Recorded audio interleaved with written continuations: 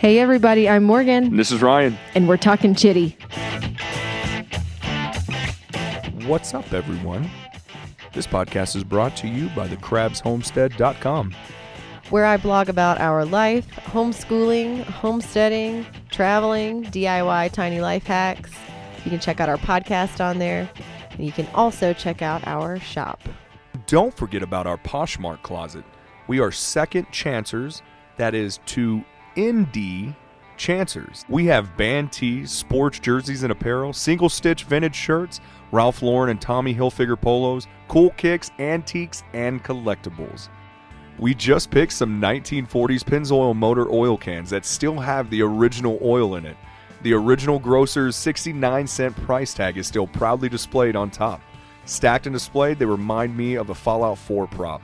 They spruce up any man cave, she cave, or bar and bring you back to a simpler time. Or just appreciate the fact that these are no longer made. This podcast is brought to you by BicycleMotorworks.com, where you can find performance parts, two-stroke and electric bicycle engine kits, race-ready engines, and accessories. They are family-owned and customer-focused. Shop with confidence at BicycleMotorworks.com.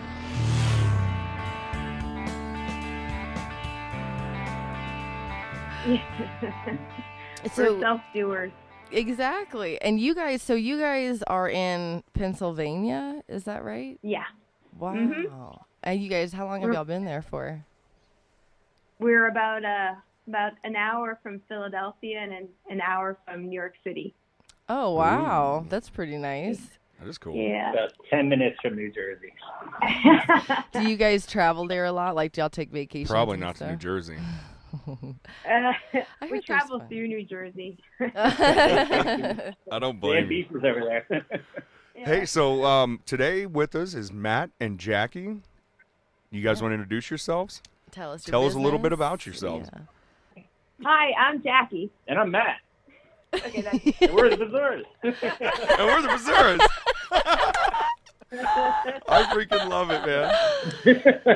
Sitting here at home work with Jackie, and our two girls are in school. Very nice. And what kind of business is it that you guys run from your home? Motorized bicycle and e-bikes. All e-commerce. Very nice. And if you want to throw out your website, people can check out, and I'll throw it on our podcast. Yeah, we are BicycleMotorWorks.com. Very nice. Very nice. And how long have y'all been doing that for? We've been doing it for, let's see. 6-7 years. Yeah, since 2014. Very nice. What got you guys into motorized bicycles? Yeah, why that? I don't have a definite answer, but I've always liked bikes, and I was out of a job. I was with a company for a long time. I had a lot of free time on my hands, and I saw one of these bikes with a motor on it and just started looking on eBay and ordered one, put it together, sold it, and pretty much decided that's something I could do. Weren't many people selling them. It was just, the same kind of stuff. Mm-hmm. So I thought there was room to come in and make improvements. And first, I bought like 10 bikes and 10 motors. I thought I'd be selling the full, complete ones, but turned into more selling the parts and motors and stuff like that, because somebody that has one of these wants to ride it. Really, it's not how it goes together. That's true. That is true. How it all works, because you're going to have to make adjustments and repairs and stuff. So after a few people having problems, not knowing, decided to change directions a little bit.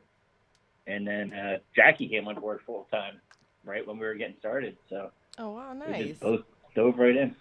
So I have to say, the only reason I ordered from you guys was somewhere on your website. It talked about you guys being a family-ran business, and I loved the detail, the pictures. I loved the descriptions. Your website was real easy to go through, but the fact that you guys were a family-ran business from your home, I just was like, oh, I'm sold. I got to order from these guys right here. So, no, seriously, that's what sold me. Yep. Oh, thank you. That's great. Yeah, we appreciate that. We do. Oh, I appreciate you guys working with me. Absolutely. Matt, you were awesome the entire time. I kind of felt like I got too long-winded on some of the emails, and I just kind of got like a real connection with you just through an email and trying to order these kits through you. So Yeah. Yeah, we discussed a lot through emails. I just start typing and end up pages later. Send it. He talks to you more than he talks to me. Oh my God. that's awesome. You can call like, Ryan, how's Matt's day going? Yeah. Right? I'll let you know. I'll tell you. So, Jackie, I'm going to assume, or I guess I shouldn't assume, your part in the business, are you like the numbers lady? But we missed that. It got crackly. Oh, that's okay. What is your job in the business? Like, what do you do for it? My job specifically? Yeah. Well, my first job, I say I'm a mom because Absolutely. when anything happens in a business and it's like my daughter falls or something, like that comes first. Oh, yeah. So I'm going to say I'm a mom. Absolutely. And then after that, I process orders. I handle customer calls, and I do all the marketing and website stuff with that. So any payment processing or repair on the website, I pretty much handle all that stuff. And websites are a lot of work. Yes, it is. They really are. Yeah. It's a lot to Yeah. manage. Dealing with customers is a lot of work. Yes, it is. Yeah, and you know, and I feel bad a lot because sometimes, you know, the phone will ring and I'm, you know, it's just the two of us. Yeah, sure. And it's really, and I don't want to explain to customers that, you know, I'm sorry, you know, I was, you know, wiping my daughter's butt, you know. That's awesome. But you know, I do, you know, I do care about it. So Sure. I just wish we don't. It's just him and I. Yeah. We're making this run, so I do appreciate when customers are patient with us when it takes us a while to get back. Sure. But Yeah, Matt's we're really good at getting back to customers via email. That's for sure. I was going to say, like, we never had any issues. And, you know, I know of course, there's the consumers that are like, now. And Right. I need it now. And they probably, I mean, a lot of those people probably are going to end up ordering through Amazon anyway. But like Ryan said, I think because you guys are a family business, like, we're the same way. Like, it's just us and our kids. They posh on Poshmark for us. But they'll, like, share stuff in our... I'm like, you're just clicking a button on an app. Y'all do that all day, you know? So Right. put them to work. Start sharing our stuff. Get it out there. So, you know, I appreciate the fact that you guys, I mean, you have real life going on, and when you're in business for yourself, yeah, poop happens, you know, like even with kids, you know, like we doing the podcast and stuff, like they have to go, you know, we have to kind of coordinate where everybody's going to be and make sure, you know, we have space to do this, or, you know, just kind of like with you guys needing time to have time without kids at your house. You're like, well, these are the times that's quiet and these are the times it's love not. that. So you can choose what kind of background you want to have on your podcast. I like that. That's putting it into our hands. It's a good sales tactic in a way. The way you laid that out, Jackie, on Yeah. Facebook. All right, so from this time to this time, it's quiet time. From this time to this time, one of the kids are home, so it's a little loud. And then at this time, the third kid, it's just real loud.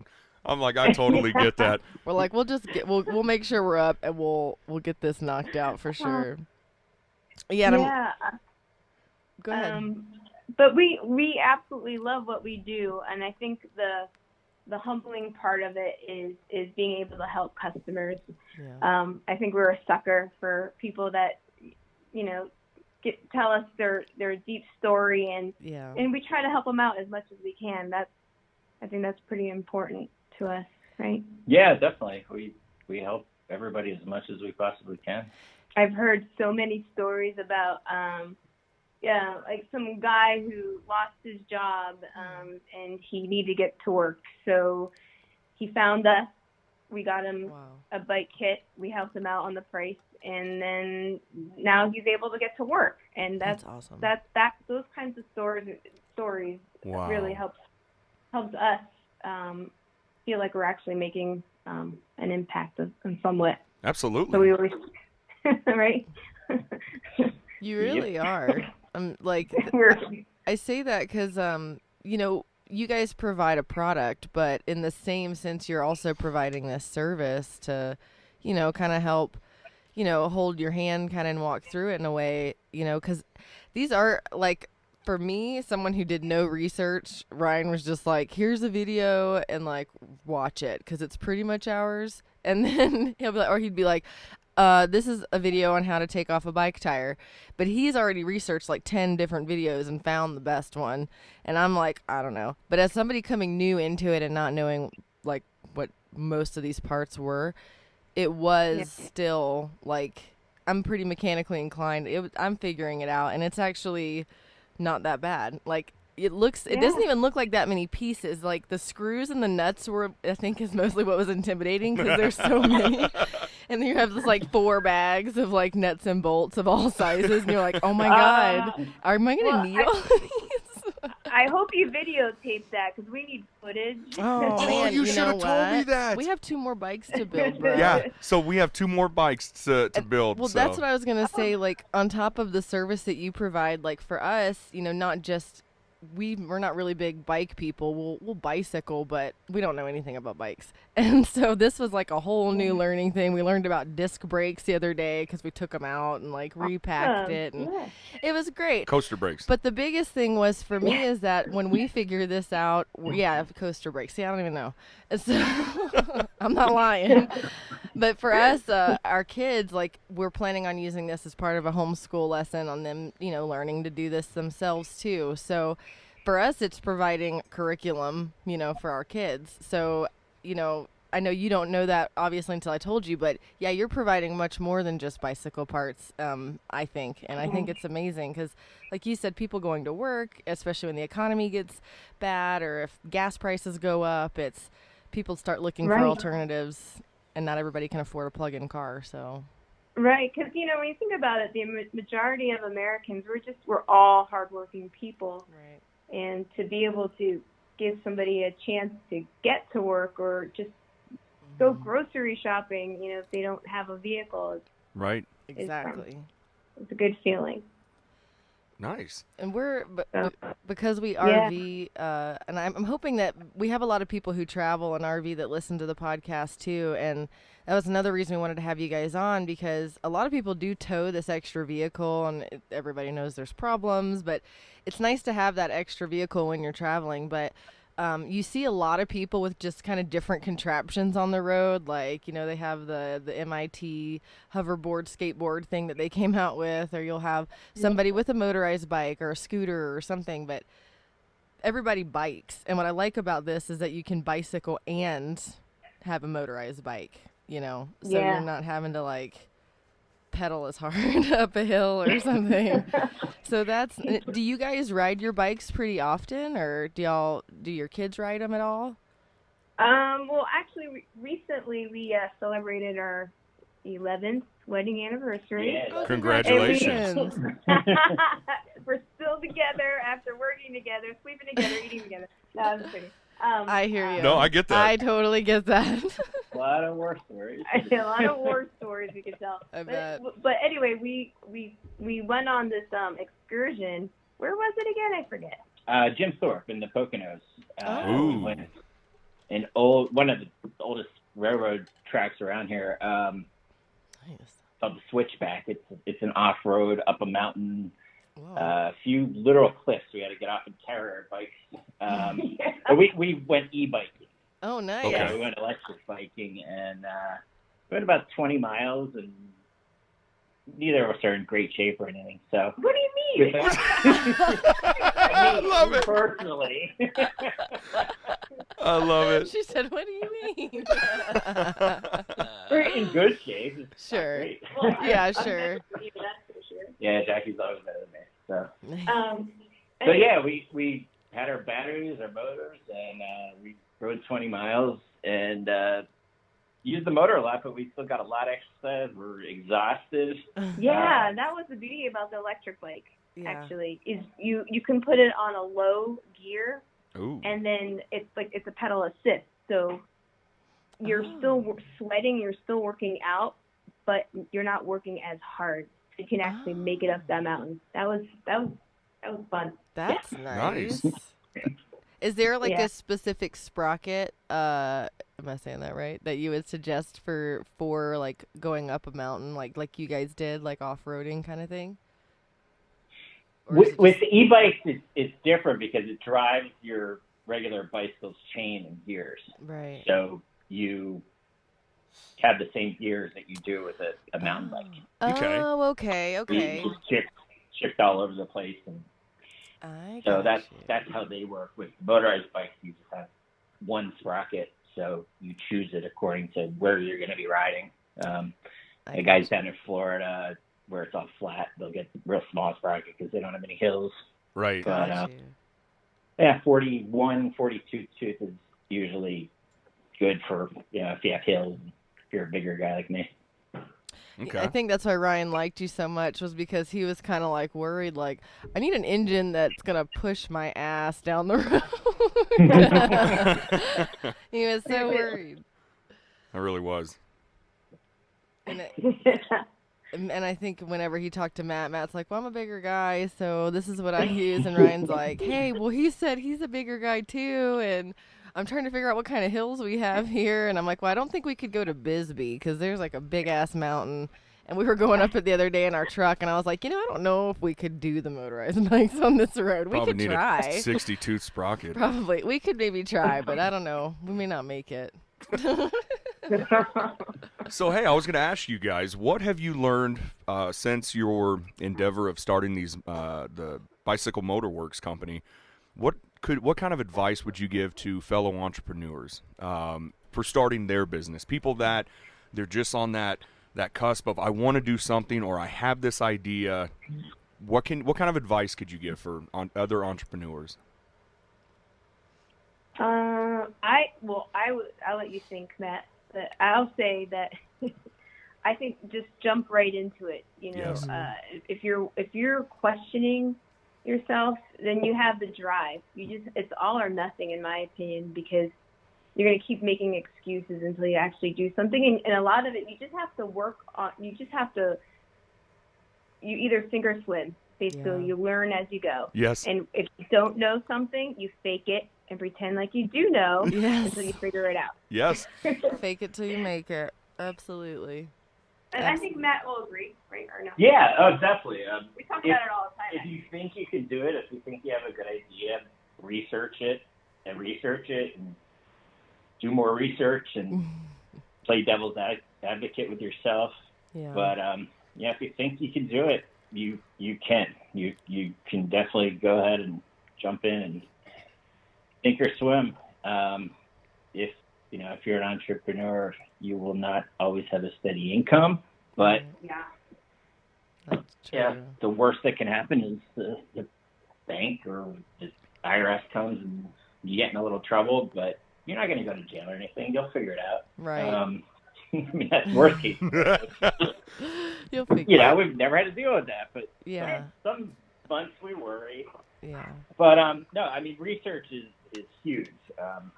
Just learn as much as you can about everything you want to do, the good, the bad, everything, and then do it. Because if you are truly an entrepreneur and you have a full-time job and you're doing it on the side, then you might make something, but you won't make all you can out of it. Yeah. Right. Yeah. You could always do a lot more. You have to kind of immerse yourself into it. I agree 100%. We do the same exact thing. We will plan, overthink everything, like Matt said, devil's advocate. We'll do Yeah. that with ourselves. We'll do that with each other. We'll go talk to random people. Hey, what do you think about this? Yeah, just to throw it grab out. some kind of market research in our area. But then it just really comes down to, like what Jackie said, just do it. Just dive head first and fake it till you make it, because you don't know the problems you're going to incur, and you can't think of everything, I No. guess, until it actually comes down to, hey, this is a problem in my business. And I think that's the number one thing entrepreneurs have to learn, is that you're just a master problem solver at the end of the day. That's it. You're just solving problems all day. That's Right. true. Yeah. And you always have to put this facade out, like everything, even though Yes. you might not. Yes. Look at me, But business you learn owner. as you go, and you definitely, like Matt said, the worst thing can happen is that the bank comes after you, but that's actually not that bad. Yeah, right. It's not the end of the world. Yeah, or you got to go find a job, go do cashier at Walmart, whatever. Yeah. However, I did see a robot the other day, like going around the aisles at our Walmart here, like with wheels, and I was like, "Uh-oh, stalkers better watch out." That's right. I think because it looked like it could maybe stock shelves. I don't know, and I was like, "Oh, we'll see." Yeah, I heard we have some of those around here in supermarkets or stuff. I haven't seen one yet, but Elusive robot. Everybody was blown away. Everybody like stops and we're all like, "Oh my God, it's happening!" Like, Poking him with a stick. What is this? There's a sign on it. Somebody said there's a sign on it like don't taunt the robot or something. Don't taunt the robot. Yeah, he might develop feelings and attack. Oh my God, that's awesome. People sticking gum on it. He may become aware. Yeah, weird. Scary. Yeah. Terminator's about to happen.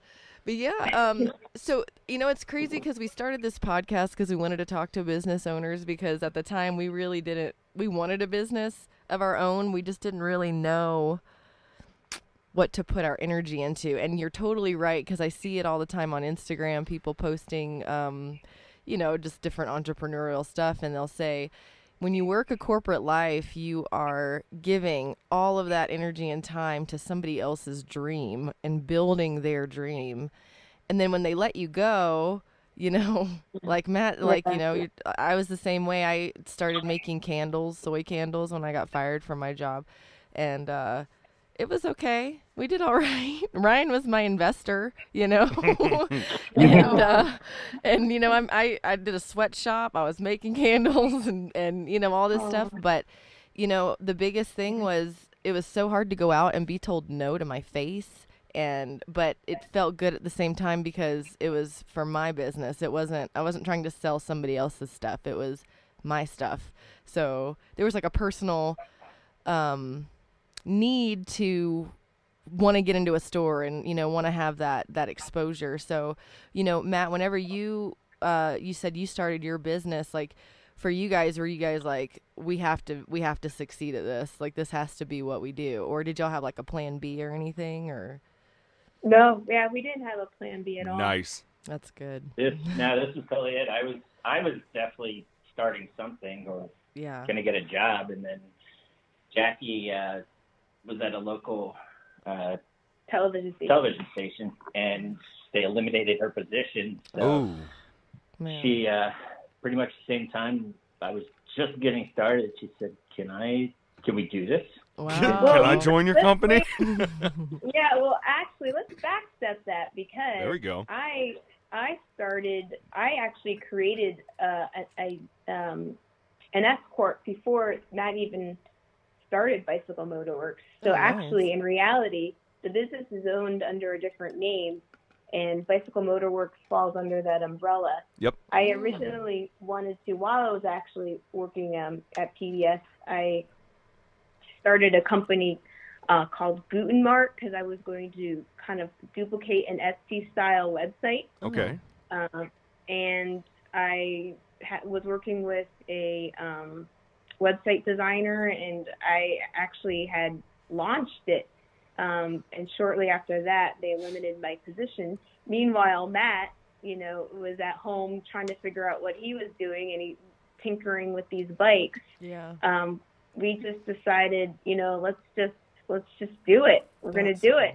And I think every single family member was concerned. I was about to ask that, what kind of support you guys had. Like, did anybody support you guys, or were they kind of like, we'll see what this works?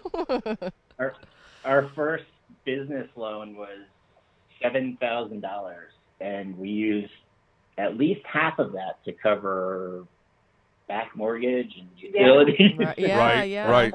Well, those at that time were your business expenses. And then what was left, we invested in product, and we were on our way. Wow. But, banks nobody would lend us money. It was just us and whoever, family, friends that were trusting in us. Nice. So it was my father who we asked, and that's awesome. And he always told me to, You know, if you got to talk to the bank and tell them something, it's all right to lie as long as you make the lie come true. Sure. Exactly. Sure. Exactly. That's Yep. true. That is true. Well, here's the Yeah, thing: if it's in the future, doesn't matter what you say, it's a lie because it hasn't happened yet. So you Exactly. might as well think the best of it and live that lie and make that true. So I agree Exactly. 100%. Live it. Because if you say no, I can't do this, that's a lie too because you're not there yet. Yeah. Yep. Yeah. And you said that was like, what, 7 years ago or so, right? Yeah. Or what year Yeah. was that? I'm just kind of figuring, like, because you're saying, like, you know, I was. End of 2013. Oh, wow. Yeah. Okay. Yeah, Wow. about now. Wow. And you're saying, I mean, you guys are obviously doing well. You're still in business. I mean, all that time. So do you find, and you said you were selling like more parts and stuff, but are you guys still selling like whole bikes or like locally? Or is that something? You're cutting out. I can't get everything you're saying, Morgan. You're cutting out quite a bit. I'm sorry. No, that's okay. This is actually a problem I've been having, and it used to just be this microphone. You're fine. I don't know. Maybe push that button, that What red button? one. We got to figure something out with our soundboard. There's something going on with my thing. I don't know. Yeah, I don't But know anyway. with your volume. So what were you asking then, though? I don't remember. Oh. Something about parts or Oh, yeah. Are you guys, do you guys sell whole bikes, like with the parts and everything? Do you guys sell whole bikes with the parts and everything locally still, or that's what she asked?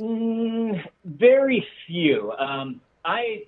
One of the reasons that I wanted to get into e-commerce was I've been in retail my whole life, and I was kind of burnt out on it. I was with the company for 13 years, and I started the retail division, and I was in retail. I was the head of retail for so long, and it was an act. I had to put in an act every day, Sure. and which everybody does to some extent. But Yep.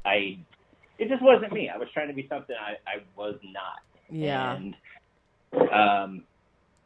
when I got out of that company, I was pretty much asked to leave. So I was at the point where I wanted to leave. I was in trouble for a lot of different things. The company had sold several times. It wasn't the same. When I started, it was 12 people. When I left, it was over 300. It was bought and sold several times. It was owned by a Scandinavian company. So I was getting in more and more trouble with things, and I had a real problem with alcohol and drugs. So I went to rehab. I didn't leave. I was still with the company, but I went to rehab, and I got out, and I was on my way to sobriety. But I decided one of the things I couldn't do anymore was be there, and they decided that I shouldn't be there. So we parted ways, and that was good. But it left me wondering what to do, who I am. What's next? Yeah. I was never really responsible enough to have my own company or deal with anything much responsibility in the past. So, me with good head on my shoulders now, we've been able to do that. It's pretty amazing. I forgot what you originally asked me. Hey, you're good. I loved that. I actually loved how you segued into that. That and was- I wanted to touch. But I got off on a tangent there. So yeah, we retail store, honey. Retail store. Oh, retail store. Yeah. Nice. The thing is, we don't do anything with gas bikes really locally. Mm-hmm. We don't want people coming to our house. Yeah, tell that story. When we first started, that was fine. We'd have people come over and stuff, but then we would get people here. We're eating dinner. We're out back. People would show up. We'd come home Sunday. People would be sitting in our front yard waiting for us to come home. So we just we couldn't have that because we have kids and a life. So due to zoning regulations, we can't continue that. And I think like Matt had said before, the do-it-yourself kit really helps people understand like the components of the bike. Yes. They build it together themselves. I always use an example. You're driving down a road. You're 2 miles away, 5 miles away, and you kick off a tube or something. Right. Yeah. And if you didn't put the bike together yourself, you have no idea. You're just thinking that it's a piece of junk. But Yep. in reality, it's just a simple fix. Yes. So I think the beauty of a do-it-yourself kit is gratifying, and it's also I don't know. I'm lacking words. What do I mean by that, Matt? Well, no, I think you have that Yeah. more sense of understanding An the complete bike. appreciation. And Matt actually sent me I believe it was a Vimeo or a YouTube video, and it was just all about the two-stroke engine, for these bikes. And just like him, he said, like, when he first got started, he didn't understand two strokes, and I didn't either. So, but the more that I've tinkered with this, I don't know, I had to drill something out, and I didn't have my spark plug in your kit. And, of course, just all this aluminum goes right through that hole. So I'm like, well, I'm taking this head off now. I didn't want to because I knew that you had specifically designed it and poured and polished it and taken care of me and squared me away. But I'm thinking, there's no way I'm going to start this engine and then just have these little, what do they call them? Like metal little shards? metal shards just chewing away at this piston, So I'm like, well, I'm taking this head off.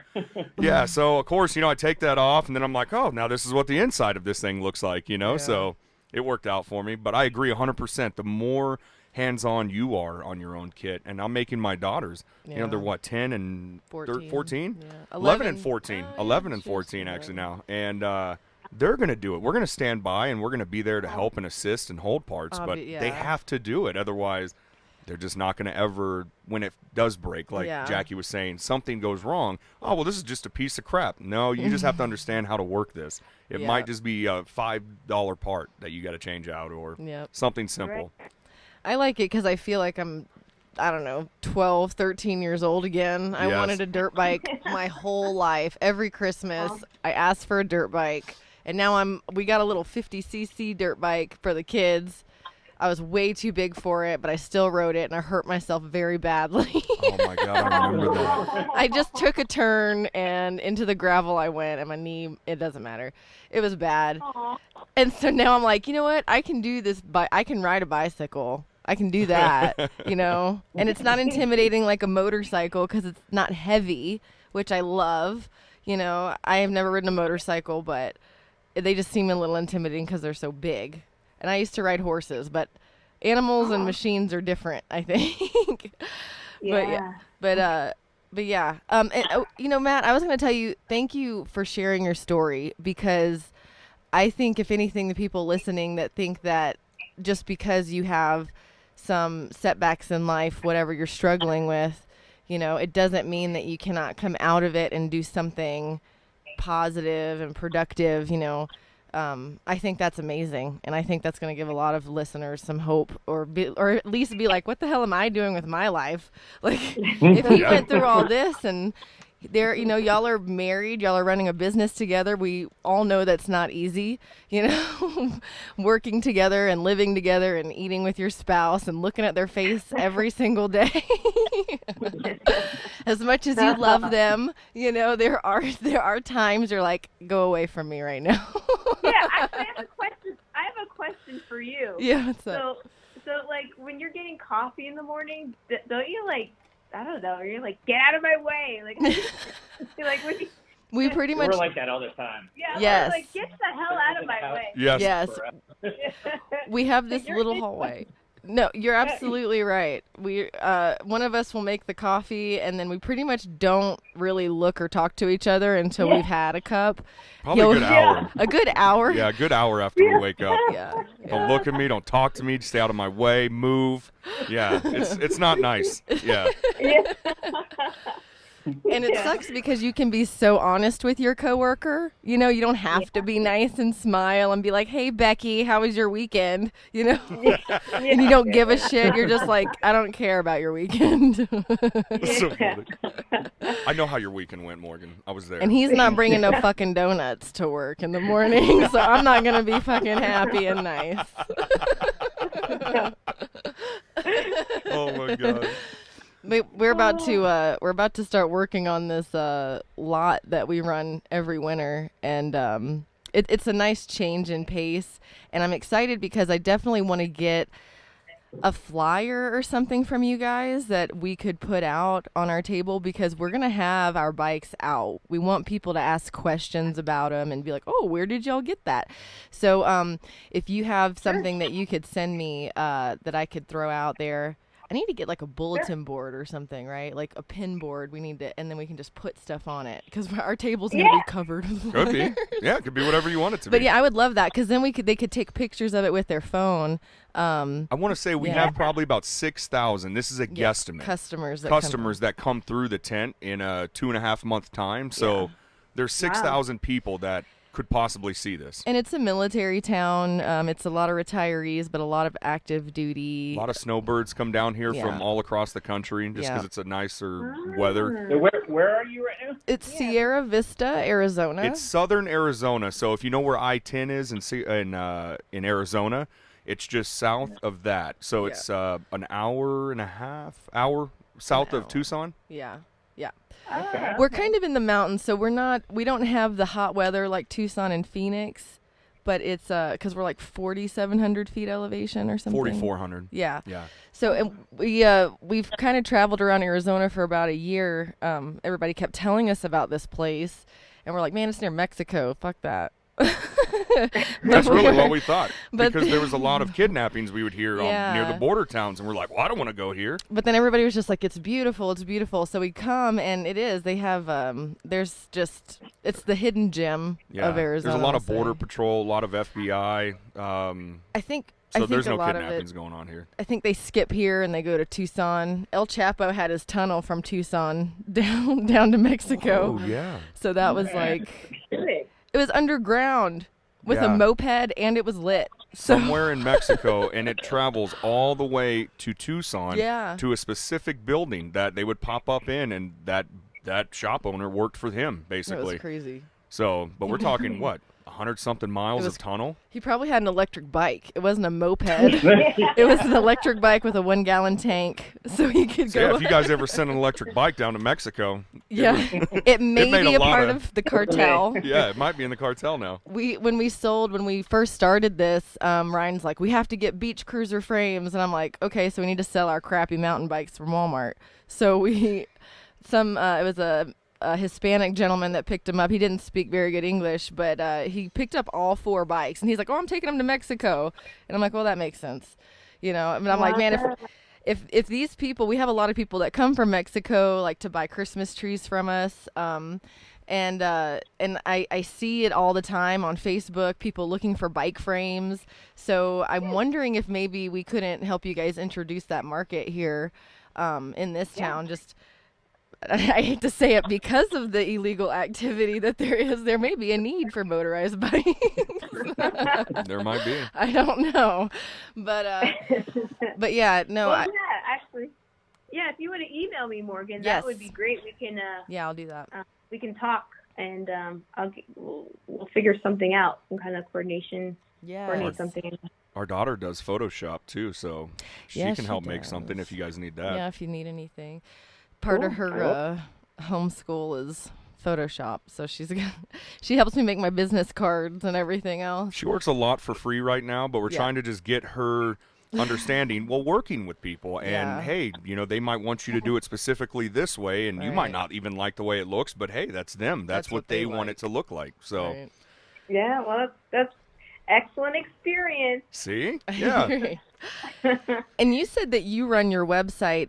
Have you, and I haven't worked with a web designer yet, but do you think that helped you with kind of kicking off your website faster, like having somebody help you? Well, you know, to be honest, actually, I got a web designer because I didn't have any time. I used to write on WordPress. So I'm really familiar with WordPress. Yes, nice. And I was blogging, you know, since the beginning of time, I don't know. And so I actually built our first website and second one. Oh, very and nice. I think even a third one. But it's time. It's a lot of time, and everything's changing. Like technology changes. Right. Like every month, I swear. Yeah. And And so, actually, in the long run, it did help me because it freed up my time. Yeah. And he was able to incorporate some new neat plugins and things like that. But Nice. in reality, it's I would say you pay somebody to do it, or you just do it yourself. And I think you have more control if you do it yourself. Right. Okay. I guess. I do get that. I think I need more coffee. Jack does so much on the website. I've been chugging coffee this whole time. No, you're...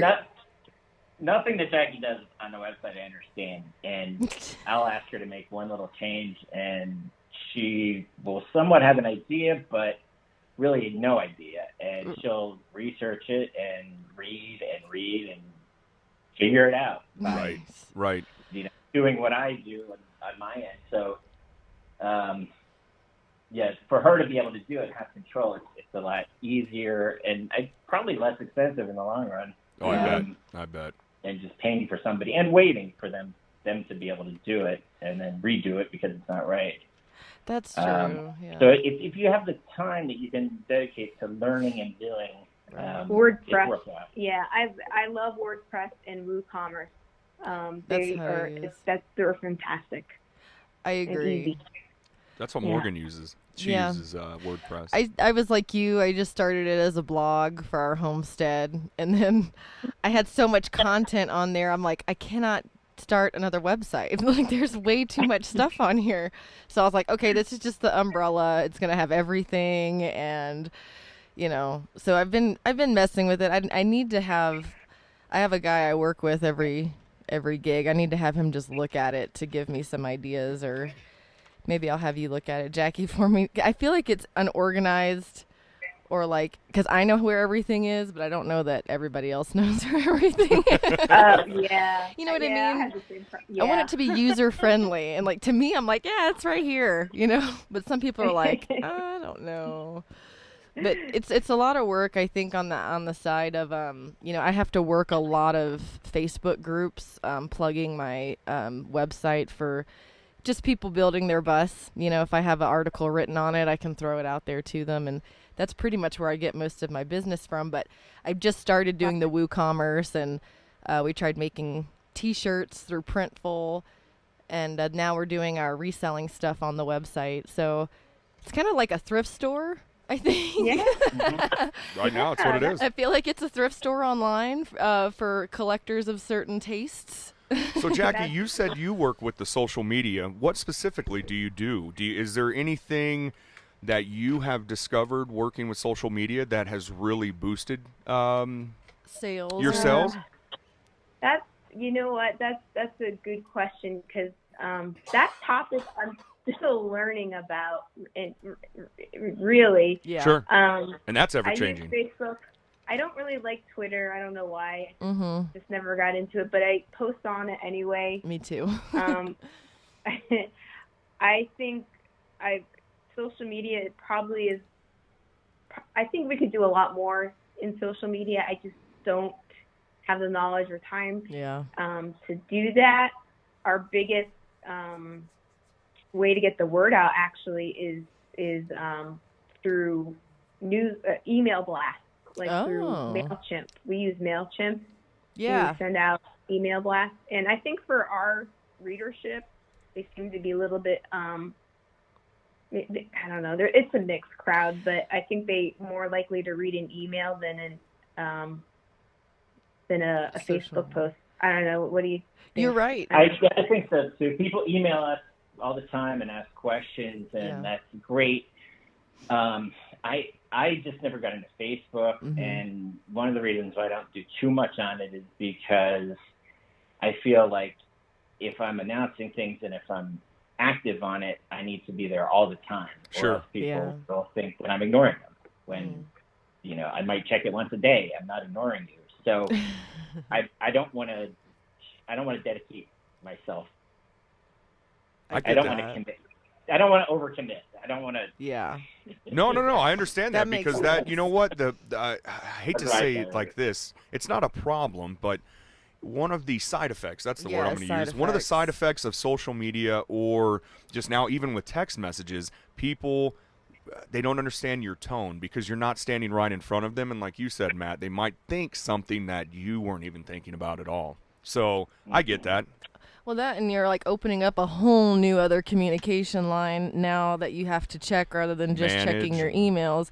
Because I get messages on Facebook that I didn't see, you know, and I feel awful because it was like weeks old, and I'm like, oh crap, you know. That's my problem too, actually. Yeah. And you know, you're right on with the email blast. I just installed the MailChimp plugin a few months ago. I kind of like started it, and then I think I got bored. I think I have adult ADD. It's just like, I think I'm done with this, and then I just kind of moved on to something else. But I've been wanting to do the email blast. I listen to a lot of Gary Vee, and I do a lot of social media, but even he says, do the email lists, you know, send out your newsletters or whatever. And that's something we haven't been doing. No, not at all. That's where we're at slacking all. at. And that's personally. something I need to get into. So I plan on doing it in the next few months. So I appreciate you actually saying that because it kind of confirms what I was thinking. Yeah, no, I mean, and you'll love MailChimp since you know WordPress. Yeah. And WooCommerce. It's so easy to use. That's awesome. That's good. I can't even do it. Yeah, you can do it. Hey. Matt's just the pretty face. Yeah. Matt's the pretty face selling the product. That's right.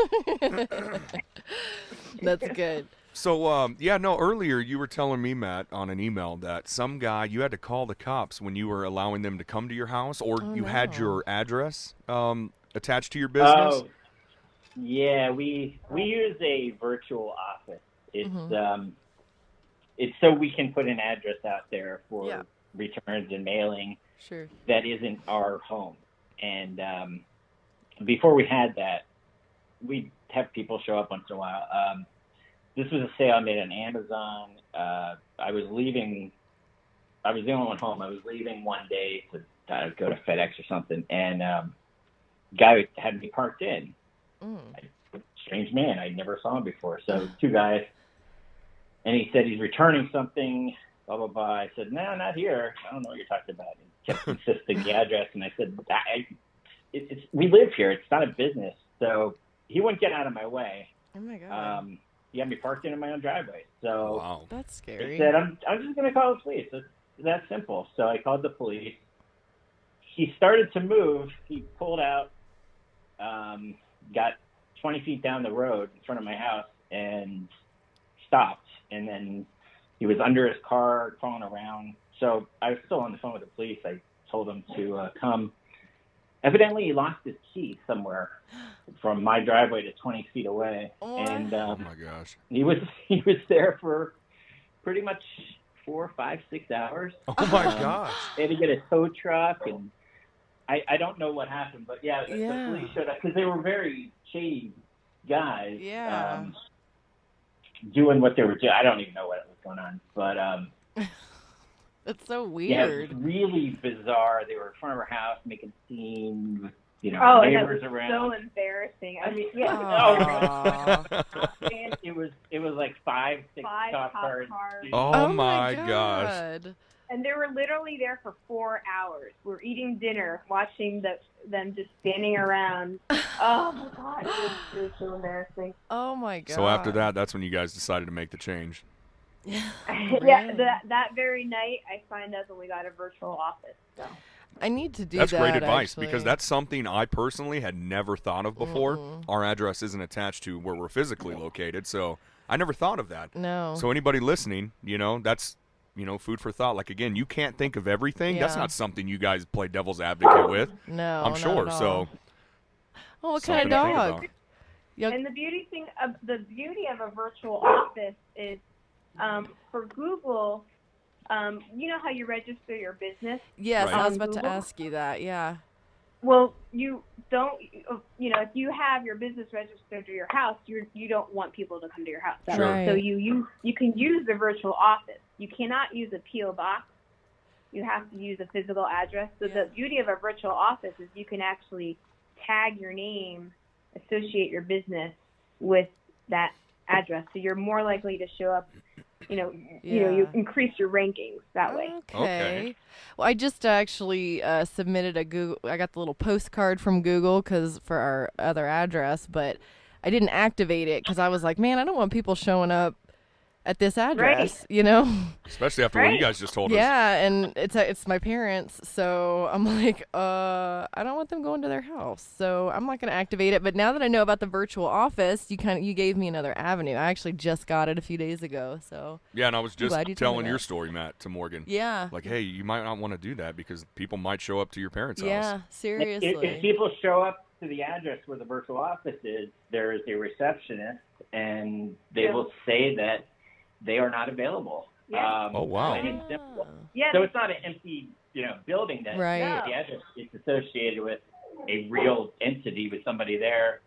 They will pass on the message. They will not take anything from people as far as product or whatever. That's cool. They'll accept mail and any kind of delivery that comes from UPS or FedEx, and then let you know if you want to pick it up, or they'll send it to you. They also have, ours anyway, they have conference rooms and offices that if you need to meet somebody and do something, that is you great. can go there and do it there at your premises. Dude, that's cool. That's really cool. We don't use all the options they have, but they're there. Money well spent. Yeah. That's money well spent. Yeah, you don't get a free show of cops anymore. Yeah. I guess that's the one downside, Yeah. Yes. Who's out there? Who's doing that? Yep. I know. And then our neighbors are like, I see them at preschool or at school, and they're like, so I saw there was something happening in front of Oh your my house. God. Oh, nosy Nancy. Yeah. So how do you guys juggle your professional lives and your personal lives? Yeah. Is there some? Go ahead. That's it's time management really, and we're never ever bored, and I think, and that's what I love about it, because I'm the type of person, and Matt's the kind of person that we can easily be bored doing the same thing all the time. And yes, some of the stuff that we do is kind of monotonous, but Sure. There's always something to do, and always a project in between home life. And I think I kind of have ADD, but maybe not. I don't really know, but I think everybody does. But I like it because I can do so many things at the same time. Yes, I agree. And it really is time management, right, Matt? Or no? Oh, it's totally time management. Jackie and I have our own schedules, and we kind of intermingle with each other throughout the day, and then we're like old people. We eat dinner at 4. Quarter after 4. We eat dinner at 4. Because our 10. oldest one gets the bus, and that's when we eat because they're hungry. So that's what we're doing right now. But and then we go to bed at like 8:30. You go to bed at 8:30. I go to bed at 8:30. Nice. But that's the life time management of an entrepreneur. Yeah. Yeah, we have a structure. I get up at 7. The house wakes up at 7. I get my coffee, go downstairs, spend about an hour on the computer, starting my day. And then the day starts pretty much. We vary. Our schedules vary a lot from day to day, but it's there's a core. I think schedule. Matt is more in the shop, has more stricter hours, I should say, than I do. Okay. Because I'm involved. I do things with the kids. I'm on I'm the VP of the PTA, and I'm on the board of my daughter's preschool. I like to volunteer a lot, and I like to help out.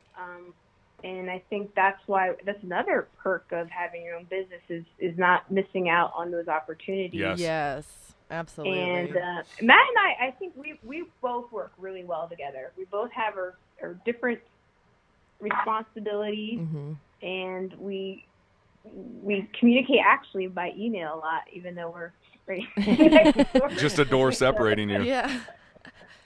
Well, everything's in writing. There's no home stenographer needed. There's no confusion.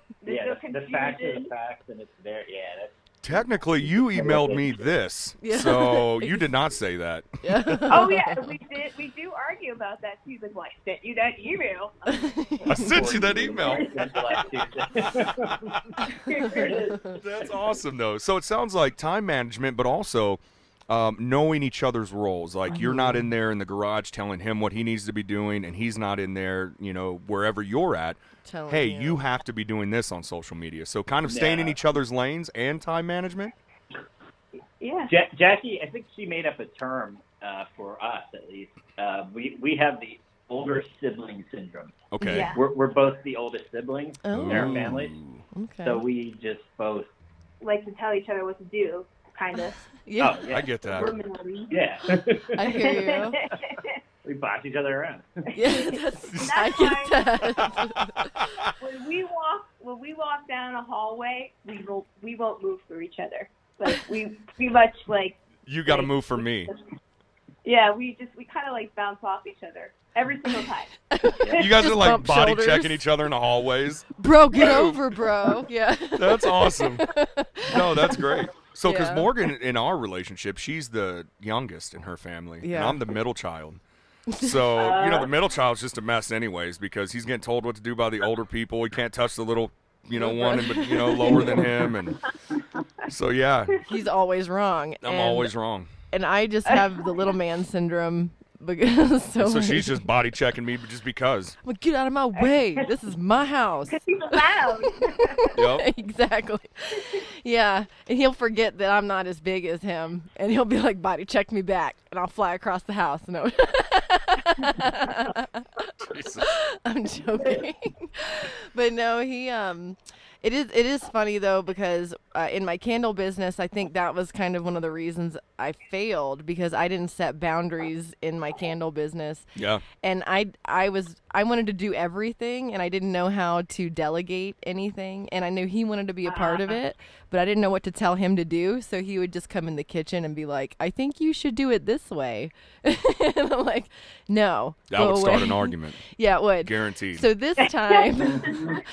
this time around, we're like, okay, I'm going to do this and you're going to do this. Like, he is such a perfectionist with pictures. I'm like, bro, and that I'm is still messing all those up. you. But they look so much better than what I would do. They're getting better. I am not. I'm like, yeah, it's good enough. I don't care if there's wrinkles and shit. I'm like, yeah, it's good. Throw it up there. But he is, and I think now we're learning to play with each other's strong suits. And we're about to, our 16th anniversary is coming up this year. On the 16th, actually. Oh my gosh, 16th? the 16th on the 16th. Yeah, that's funny. Oh. Hey, that's special, right? We'll be selling pumpkins, so it's like, but being together, and like you guys know, y'all been together like a long time too. Like you're kind of growing together. You're going through a lot of experiences together. Still learning each other. Yeah, exactly. And we were still figuring out our strong suits and our weak suits and what we're good at, what we're not good at. And I think playing to those is so important if you want to start a business with your spouse or partner or whatever. Knowing your roles. Yeah. Right. Yeah. Yeah. And you will learn, like you said before, you're learning, and you're always going to be constantly learning. Yes. With each other. And I think I know sometimes things get rough.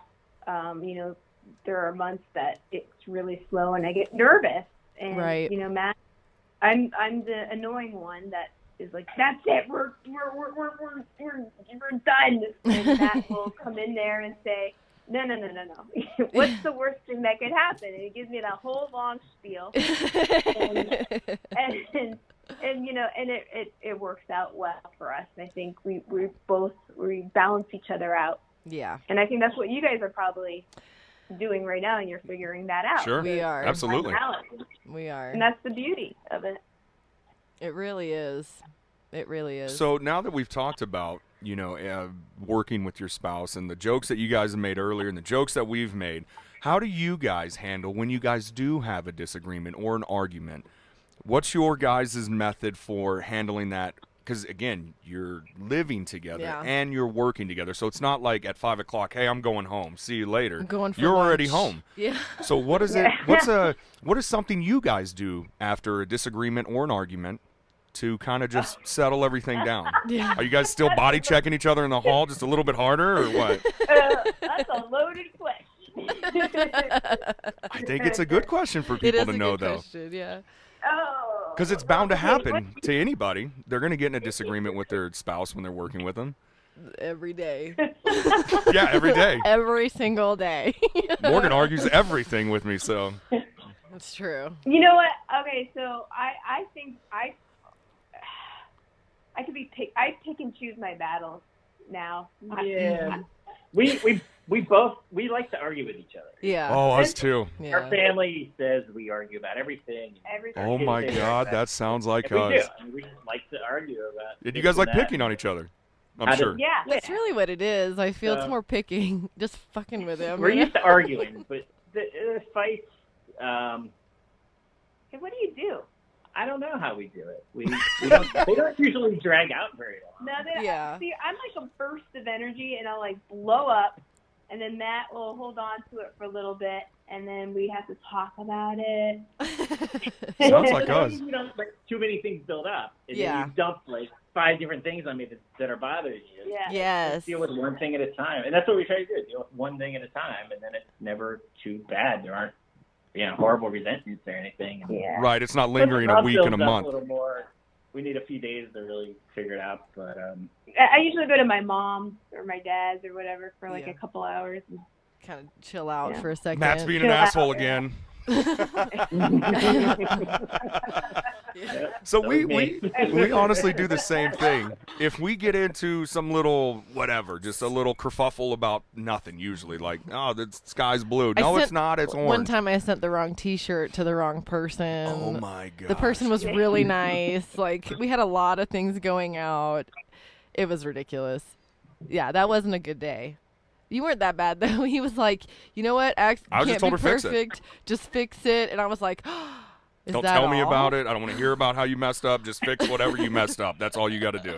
I was like, oh my God. But don't talk about it with me because I don't want to keep hearing about it. I think that was the first time I didn't have you didn't give me the long conversation about I'm a business owner. I need to be more responsible. Like, Yep.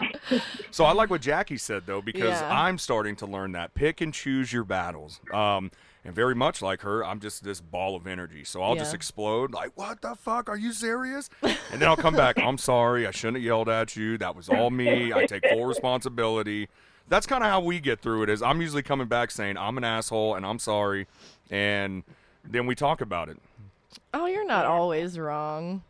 I'm wrong sometimes, Ooh, too. I'm glad we got that on the podcast. Was this recording still? It's recorded. Shut up. Yep, we're still recording. That's You know, on there. I've never heard Jackie say that. Hey, man, we're recording right now, so if you can get her to say it, I mean, you can replay this as many times as you want. You can put that as a ringtone. I'm going to make that as a ringtone, actually. You're gonna hear me say, I'm wrong sometimes. I'm wrong sometimes. That's gonna get annoying. That will start a fight. For you, not to me.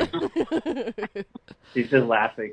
See him picking fights already. We're gonna get off of this, and I'm gonna be like, you're not doing shit with that. You're not doing nothing. I'm not making you a clip of that.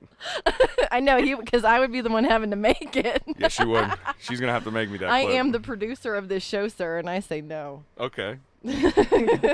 So what do you guys have planned for the future? Is there anything big that you guys are getting ready to do? Is like coming up for Christmas time? Or is there any new direction you guys are taking your business or anything like that? Nothing major as far as our current business, but in about an hour, we actually have an appointment with something we were talking about earlier in emails, the pallet liquidation thing. We're meeting with the local warehouse. Nice. We set it up. We tried to set it up last week. It just didn't work out. So this week we're going over. It's about 20 minutes away. We're going to learn about Yeah, some so of the stuff. thank you. Yeah, thank you for that. Yeah, you're welcome. You're welcome. Yeah, and contact me anytime you guys need to ask questions. So we called you on Morgan's phone. I just got a Note 10. Oh, a Note 10, but it doesn't have a plug so we can plug into the phone. So Headphone jack. I'll text you. Well, I think I already high texted you, Matt. So you got my number too. Yeah. Yeah. Yeah, because it's a fun business, and you guys, because you're doing the bicycles, and when you said that you guys actually make more money selling parts and like the engine kits themselves, one thing that we learned with that liquidation business was to piece everything out. Like if something didn't work, we had like a shit ton of leap pads, so we were like selling the styluses and like the battery compartments, the lanyards, the little cords, the little pins. cords. Yeah, I mean, we were able to piece out a lot of this stuff, and that was, I mean, because we got the Amazon returns, so a lot of the stuff was like busted or whatever, and we ended up keeping like the Ninja blender that was in there. Ryan, he just had to clean it. So you do get, and I got some Oakleys out of it. I kept those. Like, yeah, I mean, there was kind of, like, we had a list, and it kind of told you generally what was in the pallet, but you didn't really know what kind of condition it was in.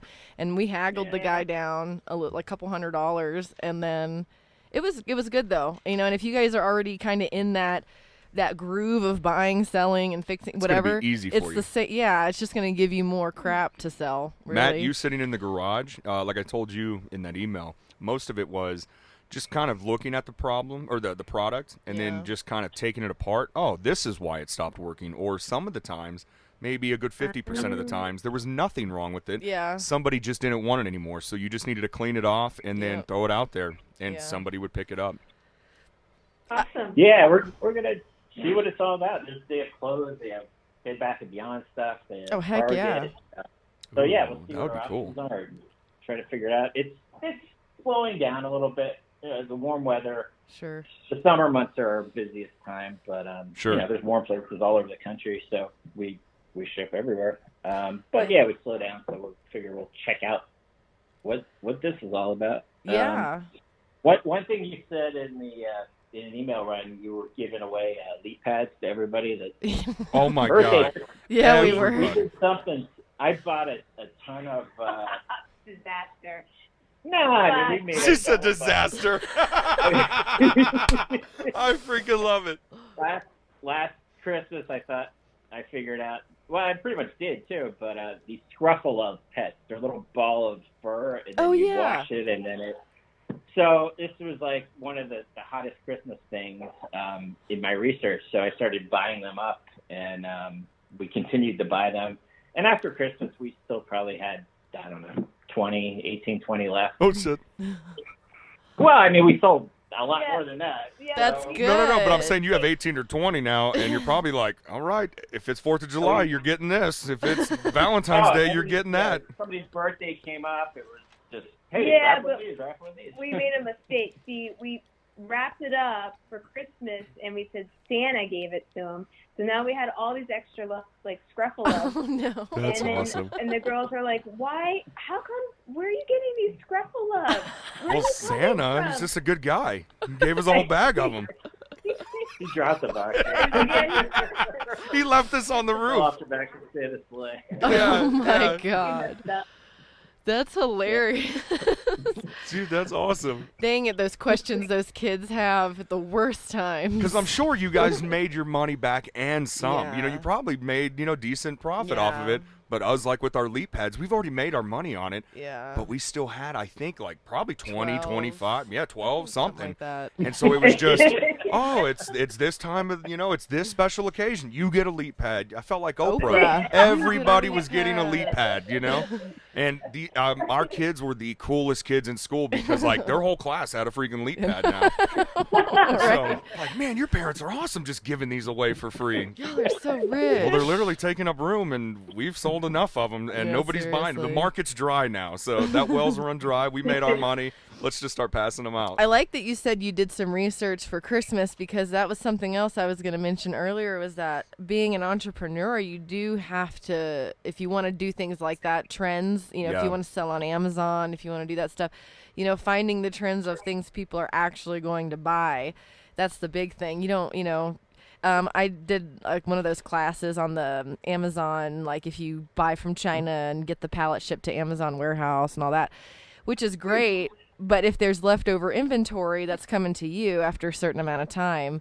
So doing your market research and know, like, I always tell the kids, I'm like, they're on TikTok, they're like in the know.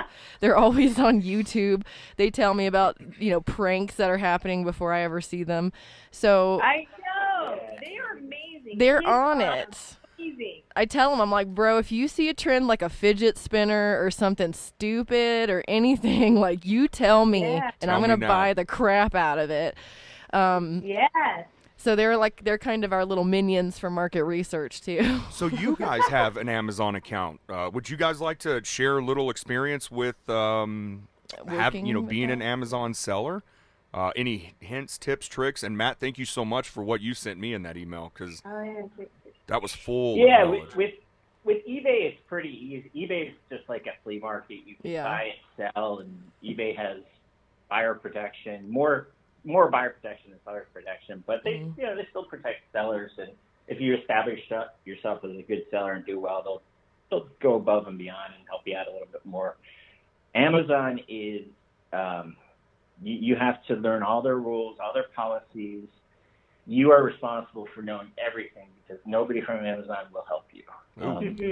Just simply because they don't know. They don't know the policy. And all the customer service reps will do is tell the customers that they're right and that they'll contact you and tell you to make it right, which is good for the buyer, the customer. Sure.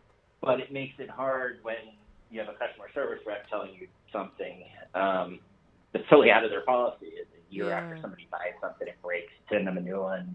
So as long as you're up on their policies and changes, it can work for you. Yeah. You have to be able to eat some just bogus returns, because anybody on Amazon can return anything for any reason within 30 days. No, within 90. Oh, yeah, that's if you ship it. If you're the third-party shipper, they have 90 days. So if it's through Amazon, it's 30. But if somebody else ships it through Amazon, then it's 90, you're saying? If you buy it from a third party and it comes not from an Amazon warehouse, you technically have 90 days to complain and return it. So, with motors and little gasoline engines and stuff and parts, it's really easy to mess something up. Yeah. Oh, yeah, man. Oh, yeah. And there's kind of an Amazon mentality people have that they need a response right away. I ordered this yesterday. Why don't I have it today? Yes. Yeah, that's so true. And it's becoming a part of this culture because it's so huge. You're right. Just this year, several months ago, we started sending stuff to Amazon to have them ship it for us. Okay. And it's increased sales on some smaller things. We haven't done it with more expensive, larger things because of the potential abuse. But yeah. the things that aren't going to break, that are gaskets and little parts and stuff, that's smart. Still pretty well. We shipped. I just shipped like a 30-some pound box yesterday, and they used their UPS account, so I paid like $6 to ship it to the warehouse. Normally it'd be like a $30 shipment or more. And then they get it, it's all labeled, they put it in their bins, and then people or their robots or whoever picks it and sends it out to the end customer. The shipping rates are less than what we would pay to ship that. I don't know how it works with bigger stuff, but I'm sure it would be cheaper. Plus, the people that are Amazon Prime members will get it in 1 or 2 days. Right. So they're more likely to buy yours if it's a Prime fulfilled by Amazon. That's true. So it works. We don't sell everything we carry on Amazon because of the potential for the return abuse. Right. Yeah. But That's smart. Yeah, so we sell enough. eBay is our biggest platform for sales. That's good. Yeah. Just has our market is on eBay more. That's good. Yeah, you're the one that told me about the, I don't know if it's the rule or a policy, but the A to Z policy through Amazon. If a customer gets to the end and you can't work it out with them, they can call Amazon and say, I want my money back. Amazon will open an A to Z claim against you. Just for opening it, it hurts your metrics. Oh, man. But if you're found not at fault, you'll be okay. So pretty much anybody that opens a return, we have to accommodate them for whatever reason. and we take care of all of our customers. We have to go a little bit above and beyond common sense on Amazon. Yeah. One story, I think I shared this with you, but one story, a guy purchased a motorized bicycle kit, put it together. It was 6 months, a year, some very long time later, he sent me a note saying that he was riding his bike while smoking a cigarette, and he crashed, and the bike started on fire and burned up. So he needs a replacement. It's totally your fault. I'm sorry, he called Amazon, and Amazon, the rep, wrote to me telling me this. And I said, well, I'm very sorry. If he wants to return the bike in the same condition, I can help him. I got a message back saying that now the bicycle is stolen, so he can't return. Oh, Come on. Yeah, burned up bikes are what everybody wants to feel. dude, so, I'm telling you, that's what I'm looking for. Those The burned up most bikes. charred bike. So this was 6 months, a year, a very long time after he purchased this. Whoa. Somehow managed to open up an A to Z claim against me. That's And I weird. actually had to worry for a few days if he was going to get his money back. He didn't. Common sense prevailed. Somebody, that could actually look at this and make sense out of it said, no, I'm sorry, you can't help you anymore. Good. But, I mean, that's the kind of stuff that happens on Amazon. So it's not... Right. Seller protection is not. It's not fair, but Yeah. I get it that. can be profitable. It can be profitable. I think that's the thing. It's like a love-hate relationship. I think it's too lucrative to just To completely not- write it off. yeah. But Okay. we At least- definitely will have a loss. Well, say at least you're taking advantage of it, and you're selling the pieces that, like you said, that, they have a Lowest lower return. Yeah, and they're not going to possibility. break, hopefully, and stuff. So, I mean, that's smart. And that's kind of where I think anything with a battery or anything with a motor and moving parts, it's kind of like, oh, it's scary. But at the same time, I think you're going to have more good customers than bad ones, and that's something I've realized, too. Most of our customers are good, really good customers. Been awesome. Yeah. But we get the random, yeah. hey, this isn't as advertised. Or it's not- It it doesn't doesn't fit fit. right. But here's the deal. We put all the measurements on every single product we have, Right. length and width for our shirts. And somebody bought, a couple people have bought things from us, and they said, oh, this wasn't as advertised. You said it was, a large, medium. Yeah, but it doesn't whatever. fit. Well, anybody who wears clothes, which is everybody, knows different manufacturers of clothing, they size their stuff differently. So Yeah. that's why we'll put, and we'll even show on the tag, it says this. And so let's say it says XXL, but now somebody threw it in the dryer, and so it's actually like a large size now. Right. We'll show that it's an extra, extra large. We'll put the dimensions on there, and then we'll even say fits like a large. Yeah. And people will still hit us back with, nope, this isn't as advertised. Well, what do you It do? happens. It's Yeah. it's going to Yeah. happen, and we just keep moving along and with a smile on our face and say, well, I guess they won't order from us again. Yeah. And Yeah. that's okay. Yeah, but most of the feedback is pretty good. So, yeah. Yeah, we have a 4.9 on Poshmark out of 5 stars. So, I mean, it's not like these ones hurt us. Yeah. It's just, I'm sure you guys can relate where it's like, come on, man. I gave you all the information that you could possibly need. You just didn't Yeah. read. And Yeah. somehow it's still my fault. But no worries. Yeah. And most likely it's just a bogus return probably anyway. to be- Exactly. honestly. It Yeah. usually is. It might have been one of those, drunken, oh, that looks awesome. I got to have this. Wakes up, oh, man, I shouldn't have ordered this. Yes. It's on Saturdays. We've noticed on Poshmark, we'll get late at night Yeah. some people with orders, Yeah. and then they'll give us offers, and we'll usually wait until as far out as we can. That way, it doesn't hurt our time for shipping, so we won't accept Yeah. it yet. And then that next morning, Sunday morning, they'll wake up. canceled. Oh, wait a minute, I'm gonna cancel this. I didn't need that. Yeah. so we'll get some orders on Sunday Yes. or Saturday night, and then Sunday they just start disappearing because they're not drunk anymore. Oops, I didn't want Yeah. that. Yeah. That sounded like a good idea. I don't know if last that's really night. what's going on, but that's what we say. It's pretty funny to watch it happen. Drunk orders. That's Yep. all. I really need this We've right had now at 2:00 in the morning. Yeah. So yeah. Well, hey, do you guys have anything else that you want to throw out there? Any message, any information that maybe we didn't Yeah. cover, or questions we didn't ask? Any sales you might have, or deals on your website for anything? Throw it out there. Well, no, not right now. Well, no. I'm Come just on, thinking say that- it. Go ahead, Matt. No, No. Staring at me. For You're staring at me. I was gonna say for Oh. your Amazon returns and stuff. Anybody else? Are y'all are you guys gonna use the same web? Are y'all opening like a new website to do if y'all end up doing the Amazon returns, or are you just gonna sell on Amazon? That's a good question. Don't really know. Probably eBay. If Yeah. there's any restrictions on things that could be sold on Amazon, I have to check on that. I Because got certain you. brands you can't sell on Amazon unless you get from the manufacturer directly. or Oh, ship it. okay. So some of the things that you sell through Amazon, you have to show an invoice where you got it. I didn't know that. Um, Good to know. There's also a site, Jackie buys a lot of stuff and sells stuff. Oh, Mikari. Macari. What's it called? Mikari. Macari? Macari. Micari. Okay, I It's think kind I've of like seen that. eBay, Okay. but it's easier. Yeah, I'll email you. Yeah. Okay. Good. Yeah. I'm gonna have Ryan give me y'all's email address. The and I'll- selling app. I just looked that up. Okay. Cool. Yeah. Okay. We're going to have to look into that. You Yeah, said that it's might- easier. That's what you guys do. Yeah. That's good to know. We have, but I look forward to emailing you, Morgan, and we can Yes. bounce ideas off each other. And Absolutely. I'm all for collaboration. yeah. I learn by doing because I'm ignorant and stubborn.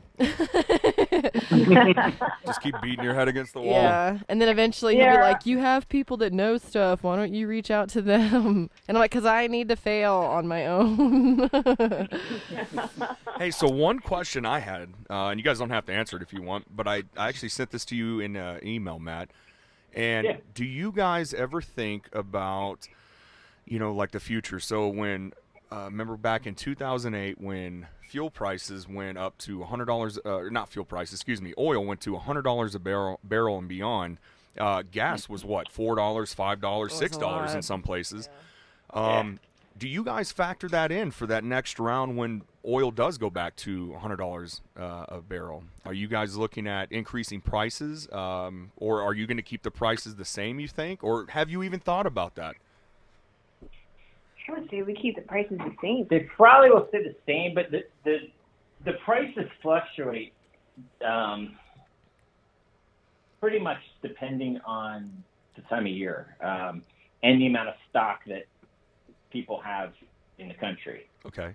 Because only so many boats come over Right. and only so many people sell engines. So when there's not many engines in the U.S., they're harder to find and the prices go up.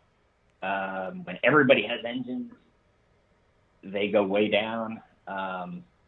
But price of gas hasn't been a factor, but we probably wouldn't go too high. No, Yeah. because you want to motorize America. You Yeah. know, you want to.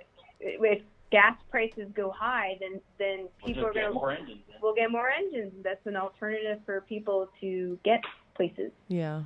So That's true. We want to be. What do we want to be? We want to be accessible. Sure. Exactly. Yeah. That's Yeah. good. Instead, it shows that you guys aren't greedy and that, like, well, if they can't buy from you, then you don't have a customer. So Sure. that's smart. Right. Right. And we're by all means not greedy people at all. No, you don't seem I don't like it. envision us being like corporate America. Right. We have a humble home, and our kids have classes and do things, but we live modestly, and I love that. Don't you? Yeah. Living Yeah. within your means is definitely something that a lot of people don't do. A lot of people are still trying to figure it out. Yeah. And Yeah. so y'all are already a few steps ahead. The fact that you guys are even looking into all these different streams of income, and I think that's the only way to do it. I don't think it's feasible just to have one business. I do think you have to have kind of a multiple fingers out there, especially with everybody, like you guys said. I mean, the consumers are consumers. They're changing their mind all the time, just like we are. They're wanting different things. They want it right now or they want it yesterday, and you have to Yeah. kind of stay on top of that, as business owners. So I think it's really cool you guys are kind of branching out and stuff. Plus, we get bored with the same thing if we Yeah. do it every Yeah, I get that. Us No, I get that. too. most entrepreneurs. I agree. No, I used to think, and by the way, have you guys read the book Rich Dad, Poor Dad?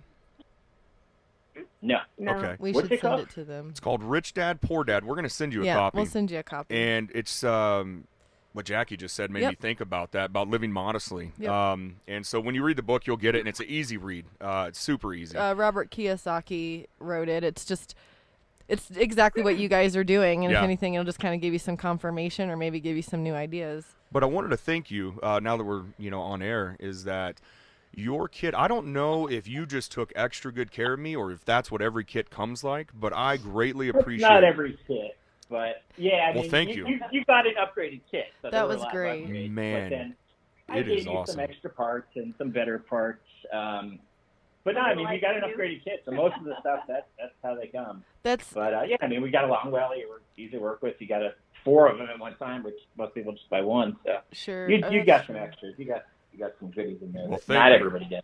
Well, I But appreciate you're that. welcome. Yeah, we did. The brackets that came, the biggest obstacle for us on the Trek bike that we were trying to put this other... We're still trying. We're still trying to put this other cheap little Chinese motor on. We're having to basically fabricate all of our own brackets and stuff. And the ones that you sent, I mean, it fits freaking perfectly on those cruisers. I mean, we were like, oh my God, look at this. And we actually had bought some U-bolts in advance. And so whenever we got your kit and they had these specific brackets that fit the frame, and I was like, holy shit, we can get this done in 20 minutes. It's not going to take, it's not going to take so long, and it was just great. We got really far ahead a lot faster with your kits than we did with the one that we ordered. Where'd you get that from? eBay or Amazon or? Yeah, from eBay. Somewhere And it's from not like China, it's I'm not going to downgrade the kit I got off on eBay. No, but they it's didn't just, come with that it's night stuff. and day compared to Yes. yours. And I appreciated the upgraded fuel lines. I appreciated the upgraded little pitcock valve for the waterproof spark plug, the extra, Oh, the yeah. upgraded There's- spark plug.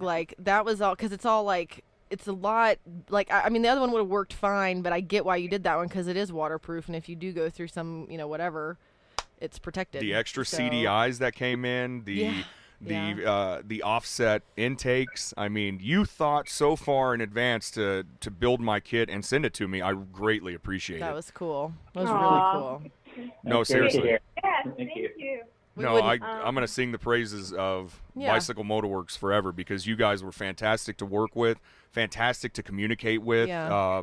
You were timely on emails, Yep. and I never once felt like I was being taken for a ride or not being taken care of, or Yeah, Yeah. you guys were fantastic. And then the way you guys packaged it, it came in yes. perfect. There's no dents in anything. There's no No. rust even underneath my my fuel tank. So my other Yeah. fuel tank, I mean, it just looks like it'd been stuck in a warehouse for the last 10 years. oh my god, All your guys' stuff came pristine, Nice. nice, beautiful. No dents, no scratches. I mean, you have a thicker coat of paint on there on Yeah. your engines. So It was nice. since I took apart the motor, I got to see, the port work and the polishing work that you did on there. So yeah, it That was nice. Awesome. I like it a lot.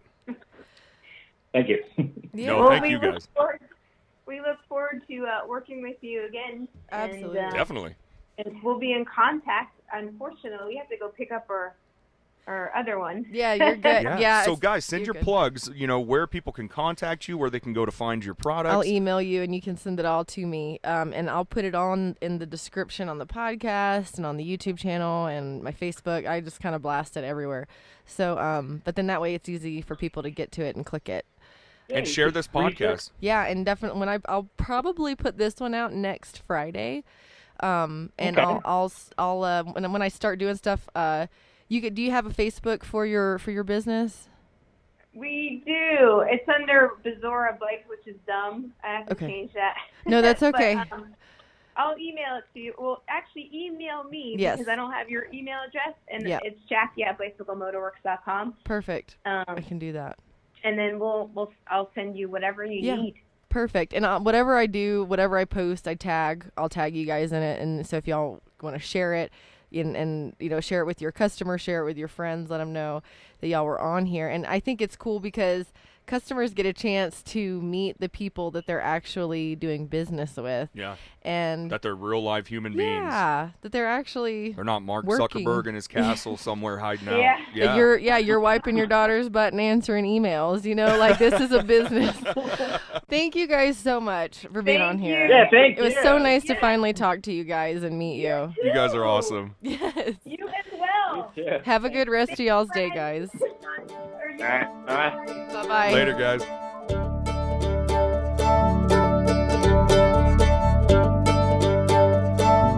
You can find our shenanigans online at thecrabshomestead.com and Talkin' Chitty on Facebook and Instagram. You can also follow our Schooly Life on Facebook at Chitty Bang Schooly and Instagram at The Crabs Homestead. Don't forget about our Poshmark closet. We are second chancers, that is to indie chancers. We have band tees, sports jerseys and apparel, single stitch vintage shirts, Ralph Lauren and Tommy Hilfiger polos, cool kicks, antiques, and collectibles.